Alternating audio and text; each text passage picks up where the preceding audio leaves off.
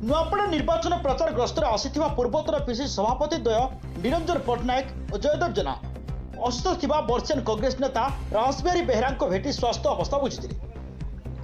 एही परिप्रेक्षी में निरंजन पट्टनायक नुआपड़ा प्रार्थी हिसाब से भोटिंग हेले कांग्रेस विजय सुनिश्चित। लोके भी समर्थन करुछंती हेले शासक बीजेपी दल भोटर को जो हिसाब से टंका खर्च करुछि प्रभावित करबार प्रयास करुछि भोटर प्रभावित हेले शासक दल भी विजयी होई पारे बोली कहिसंती। बीजेडी प्रार्थी अन्य अंचल बीजेपी प्रार्थी व्यवसायी और से दल बदले बीजेपी लड़िछंती फल भोटर पसंद करूना कांग्रेस प्रार्थी समाजसेवी स्थानीय लोक एणु तांको प्रति वर्तमान संपूर्ण जनसमर्थन रही से कहते। उभय बीजेडी विजयी भाई भाई होई प्रचुर टंका खर्च करुछंती बोली से अभियोग करिसंती बोली अभियोग करछंती। नुआपड़ा निर्वाचन पर ये देखा करूँ आम आसीचु रास को देखा करने रास होती आम ओडिशार जड़े सबु वयोज्येष्ठ कांग्रेस नेता कलाहांडी जड़े प्रमुख नेता से असुस्थ कथा जानी आम आसलु आज देखा करने।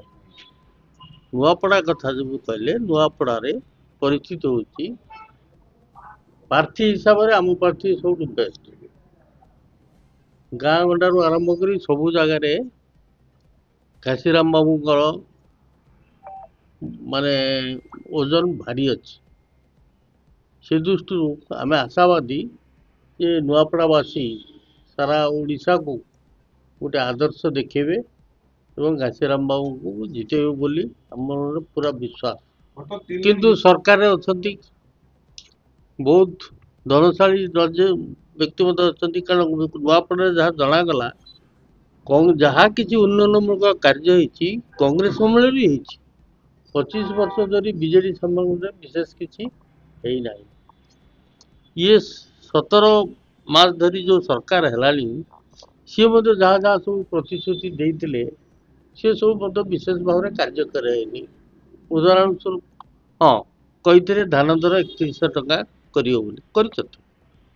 करपटे धान दर 3100 टका करते काटी साटी हम ना कि काटी साटी जोर हो सबू धान किणवे कहते सबू धान किणिले इे सार दर 5 गुण बढ़ीगला तेणु से 3100 टकर चाषी केते उपकृत है। ता छड़ा जो कहते जो सुभद्रा योजना एकाथरे